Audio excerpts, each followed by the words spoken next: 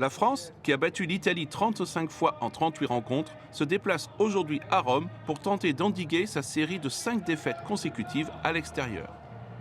L'Italie cherchera à faire aussi bien qu'en 2011 et 2013, année de ses 2 derniers succès sur la France dans ce tournoi. S'il y a un joueur qui peut inspirer ses partenaires et montrer l'exemple du côté italien, c'est bien entendu Sergio Parisse. Il avait d'ailleurs inscrit un essai l'an dernier à Paris lors de la courte défaite de son équipe. Et à la 3e minute, c'est lui qui débloquait le compteur, sur une belle offrande de Carlo Canna qui remplaçait Tommaso Allen blessé. Parisse permettait à son équipe de démarrer de la plus belle des manières. Si près de la ligne, Serein ne pouvait rien faire. Malheureusement, Canna ratait la transformation et l'Italie menait 5-0. Ensuite, une pénalité de chaque côté par Lopez et Canna meublait le score 8-3. La France rentrait alors dans le match et Virimi Vakatawa franchissait la ligne pour inscrire le premier essai français. Mais l'arbitre revenait sur un en-avant préalable. La France avait montré à quel point elle pouvait rapidement être dangereuse. L'arbitre revenait donc à une faute adverse initiale et Lopez marquait sur pénalité pour faire revenir son équipe à 2 points, 8-6.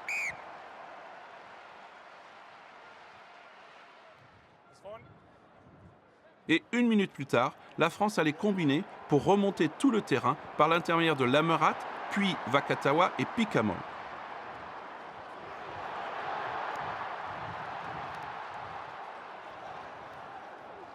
Le ballon passait ensuite par Lopez qui trouvait Gaël Fickou.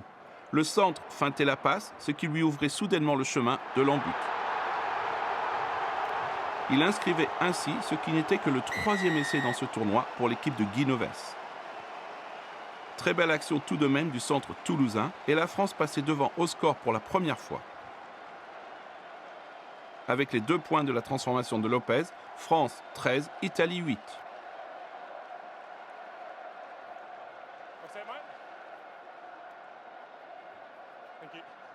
Mais l'Italie ne baissait pas les bras et à la 28e minute, elle réduisait l'écart sur une pénalité de Canna, 11-13. L'Italie, qui avait à cœur de stopper la série en cours de 10 défaites successives dans le tournoi, tenait le ballon mais sans concrétiser. Et à 6 minutes de la pause, la France, par l'intermédiaire de Camille Lopez sur pénalité, sa 4e réussite au pied de l'après-midi, reprenait 5 points d'avance sur son adversaire, 16-11. Quelques instants après la reprise, Lopez ajoutait une pénalité, puis les 3/4 français créaient une nouvelle fois le danger. Fickou perçait de son camp. Sa passe semblait envoyer Vakatawa à l'essai, mais un plaquage désespéré de l'arrière Eduardo Padovani sauvait la situation. Une contre-attaque des 22 digne de Serge Blanco, mais très bonne intervention défensive de Padovani. Mais ce n'était finalement que partie remise pour les visiteurs. Sous la pression, la défense italienne finissait par céder et Vakatawa était parfaitement servi pour aller aplatir sous les poteaux sans opposition. Une défense italienne aussi débordée qu'absente. Vakatawa, de retour dans l'équipe, pouvait être content et en plus, transformation on ne peut plus simple pour Lopez et le score gonflait soudainement en faveur des Bleus, 26-11.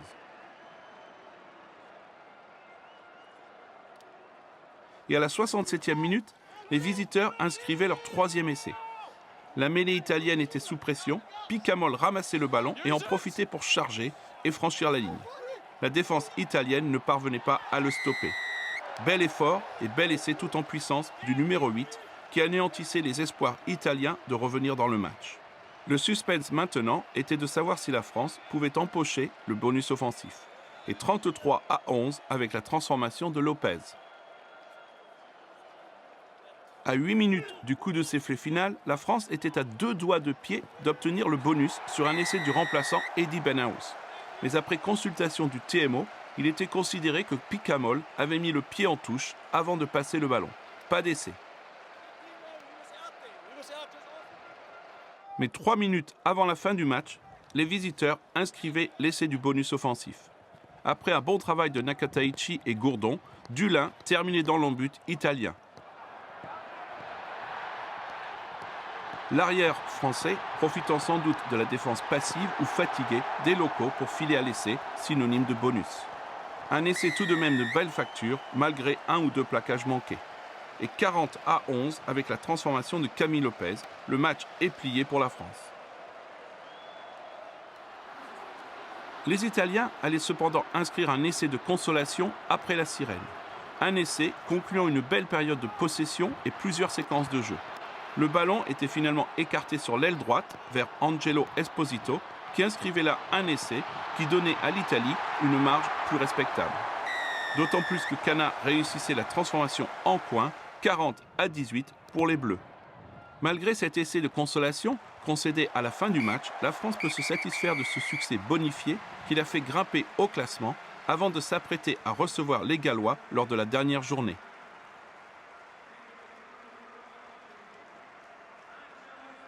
L'Italie est malheureusement assurée de terminer à la dernière place, même si elle parvenait à battre l'Écosse à Édimbourg lors du prochain match. Score final au Stadio Olimpico, Italie 18, France 40.